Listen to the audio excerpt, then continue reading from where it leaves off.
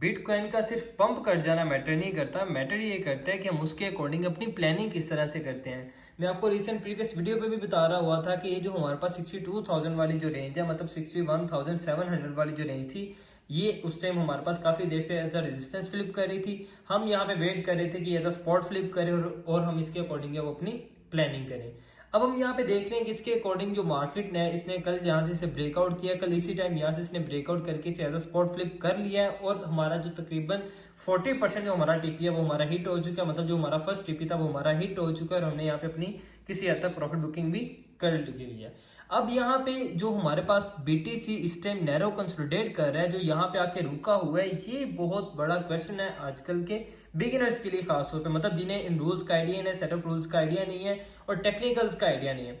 अब देखिए जो बिटकॉइन इस टाइम ये जो नैरो कंसोलिडेशन कर रहा है, ये एक अच्छा सेंटीमेंट है। उसकी रीजन क्या है? उसकी रीजन ये कि यहाँ पे मोमेंटम बिल्डिंग कर रहा हुआ है और हमें यहाँ पे जो ट्रेडेड वॉल्यूम है वो इंक्रीज होता नजर आ रहा हुआ है। अगर आप सुबह का वॉल्यूम देखिए इस वाले लेवल का, तो यहाँ पे ये वाली आपकी बार थी, ये भी बिल्कुल छोटी थी। जैसे आपको यहाँ पे बिल्कुल कम वॉल्यूम, मतलब ना होने के बराबर जो वॉल्यूम नजर आ रहा है, यहाँ पे भी सेम यही सिचुएशन थी। लेकिन बीटीसी जो यहाँ पे रुका है और यहाँ पे इसने अपना जो ट्रेडेड वॉल्यूम है वो इंक्रीज किया, जो कि हमारे पास एक अच्छी इंडिकेशन है। अब हमने यहाँ पे देखना ये है कि ये जो नैरो कंसोलिडेशन हो रही है, इसके अकॉर्डिंग बिटकॉइन का नेक्स्ट मूव क्या हो सकता है, या हमें इसके अकॉर्डिंग अपनी प्लानिंग किस तरह से करनी चाहिए। देखिए फर्स्ट ऑफ ऑल तो ये चीज है कि अगर आप अपनी कोई न्यू बाइंग अपॉर्चुनिटी प्लान करना चाह रहे हैं, तो अब आपको यहाँ पे इस वाले पूरे लेवल के ब्रेकआउट का वेट करना पड़ेगा। मतलब ये जो आपके पास नैरो कंसोलिडेशन हो रही है, इसकी ये वाली जो वीक है, इसे ब्रेक होना होगा और इसके ब्रेकआउट को आप कंसीडर करते हुए अपनी कोई न्यू अपॉर्चुनिटीज प्लान कर सकते हैं। इसी के साथ साथ अगर आपकी ऑलरेडी कोई बाइंग्स हैं, अगर आपने ऑलरेडी कोई ट्रेड ओपन की हुई है, तो उसे आप सिर्फ इस टाइम होल्ड करें और इसमें से आप कुछ ना कुछ प्रॉफिट बुकिंग करते हुए बाकी को स्टॉप लॉस ट्रेल करें और इसे प्रॉपर तरीके से आप मैनेज करें। अब अगर हम इसके साथ साथ देखें कि ये जो नैरो कंसोलिडेशन हो रही है, इसके अकॉर्डिंग आर्ट्स में क्या इंपैक्ट पड़ेगा। आर्ट्स में इस पे ये इंपैक्ट पड़ेगा कि यहाँ पे बिटकॉइन जितनी देर रुक के कंसोलिडेशन करेगा, ये आर्ट्स के लिए उतना बेटर है। उसकी रीजन क्या है? उसकी रीजन ये है कि बिटकॉइन अगर यहाँ से इजीली एंड क्विकली हमारे पास अपवर्ड साइड पे जाता है, तो इसका मतलब है कि यहाँ पे आर्ट्स में कोई मतलब प्रॉपर जो उसकी डोमिनेंस है वो इंक्रीज नहीं होगी। क्योंकि अब अगर यहाँ पे सिर्फ बिटकॉइन ही अपवर्ड साइड पे पंप करता रहे, तो जो आर्ट्स है वो अगर इसके अकॉर्डिंग प्रॉपर मूव नहीं लेंगे तो फिर फायदा। क्योंकि देखिए अब आर्ट्स को भी तो कुछ रिलीफ मिलना चाहिए ना। तो मतलब कि अगर आर्ट्स को एक अपना अच्छा मूव लेना है, तो उसके लिए बेटर ये है कि बिटकॉइन पहले यहाँ पे थोड़ी देर रुके मोमेंटम बिल्ड करे, अपना ट्रेडिंग वॉल्यूम इंक्रीज करे, उसके अकॉर्डिंग फिर यहाँ पे हम अपनी अगेन प्लानिंग करेंगे। अब इसी के साथ साथ जब यहाँ पे बिटकॉइन स्टेबल हो रहा है, तो इसका मतलब है कि जो आर्ट्स की डोमिनेंस है वो ऐसा ऐसा इंक्रीज हो सकती है।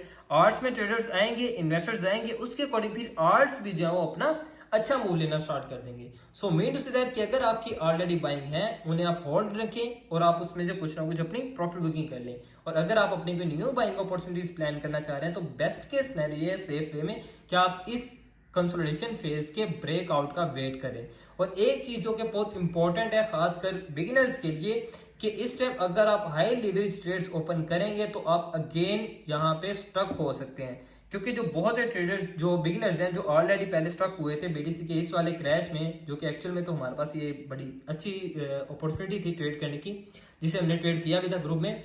बाय द वे अगर आप यहाँ पे अपनी कोई हाई लिवरेज ट्रेड्स ओपन करेंगे तो आप यहाँ पे अगेन स्टक हो सकते हैं। अब हम बात करते हैं एथीरियम के बारे में।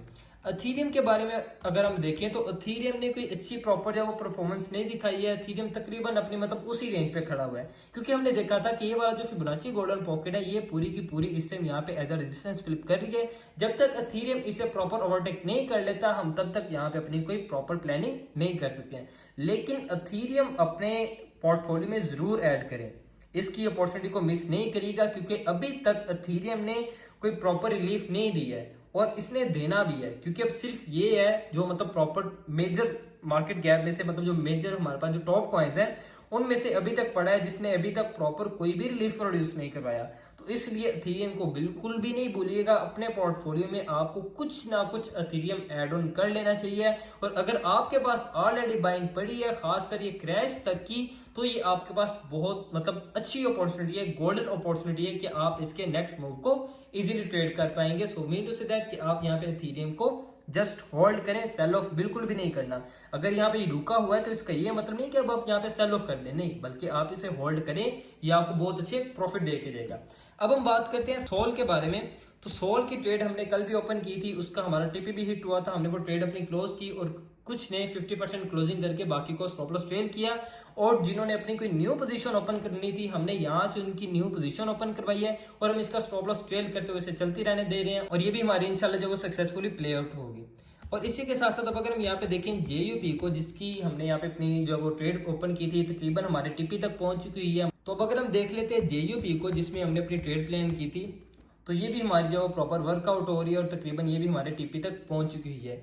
इसी के साथ साथ हमने अपनी प्लानिंग की थी पेपे में। पेपे ने ऑलमोस्ट जो है वो मतलब कि काफ़ी हद तक जो हमारा टीपी है उसकी तरफ जाना स्टार्ट हो गया। पहले इसने यहाँ पे हमें वेट करवाया है, एक नैरो कंसोलिडेशन दिखाई है, मोमेंटम बिल्ड किया और मोमेंटम बिल्ड करके दोबारा से जो वो अपवर्ड साइड पे जा रहा है, मतलब ये भी हमारी प्लस में जा रही है। इसी तरह हमने देखा था शिप के बारे में।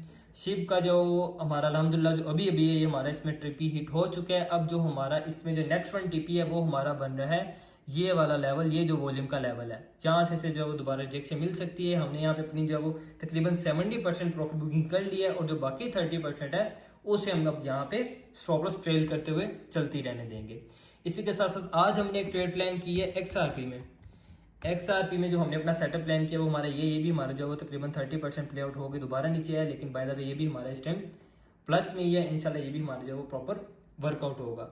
मतलब अगर आप चीज़ों को प्रॉपर सीख के समझ के क्लियर पिक्चर जब मार्केट की होती है, अगर आप तब प्लानिंग करेंगे तो आप मोस्ट ऑफ द टाइम यहाँ पे सिर्फ प्रॉफिट बुकिंग करेंगे, आपके लॉस के चांसेस कम है। लेकिन अगर आप सीखे बगैर चीज़ों को इंप्लीमेंट करेंगे, अपनी प्रॉफिट बुकिंग करने की कोशिश करेंगे, तो फिर आप यहाँ पे सिर्फ स्ट्रक ही होंगे और कुछ भी नहीं होंगे। जैसे कि मैंने आपको रिसेंट प्रीवियस वीडियो में भी बताया था कि जो बिगिनर्स हैं उनके माइंड में ये चीज़ बैठ चुकी है कि जो ट्रेडिंग है वो विदाउट एनी लॉस है, तो ये चीज़ अपने माइंड से निकाल दें। 50-50 चांसेस है, अगर आप चीज़ों को सीख के करेंगे तो आपके 50+ वाले चांसेस इंक्रीज होके 85 to 90% तक जा सकते हैं। इसी के साथ साथ बिगिनर्स के लिए एक गोल्डन अपॉर्चुनिटी है, वो ये है कि हम एक बिल्कुल free trading basic course start करने जा रहे हैं 1 सितंबर से, जिसमें हम बिल्कुल फ्री में बिगिनर्स को या उन लोगों को गाइड करेंगे, पूरा ये कोर्स करवाएंगे जिन्हें एक तो ट्रेडिंग का बिल्कुल भी आइडिया नहीं है, और इसमें वो कैटेगरी के भी लोग होंगे जिन्हें ट्रेडिंग का आइडिया तो है लेकिन उन्हें ये नहीं पता कि हम इसे प्रॉपर स्टार्ट किस तरह से कर सकते हैं, या उनकी मतलब जो मोस्ट कॉमन जो मिस्टेक्स हैं वो उनके माइंड में पक्की हो चुकी हैं। मतलब लेट्स सपोज के RSI को 30 बिलो देखा, लो कर लिया, लेकिन अब हो सकता है उसने 30 से 10 पे आना हो, उसी के दौरान जो वो लिक्विडेट हो जाते हैं। So mean to say that कि अगर आप इस गोल्डन अपॉर्चुनिटी को अवेल करना चाह रहे हैं, आपको कैप्शन में व्हाट्सएप का नंबर मिलेगा, व्हाट्सएप पे हमारी कम्युनिटी का हिस्सा बने और इसी तरह मार्केट के बिहेवियर को समझते हुए उसके अकॉर्डिंग सेफ वे में अपनी बाइंग करें। और अगर आप मार्केट में न्यू हैं, आपको मार्केट को रीड करना नहीं आता है, तो हमें फॉलो करें। हम आपको डेली बेस पे मार्केट के प्रेडिक्शन के बारे में, मार्केट के बिहेवियर के बारे में गाइड करते रहेंगे।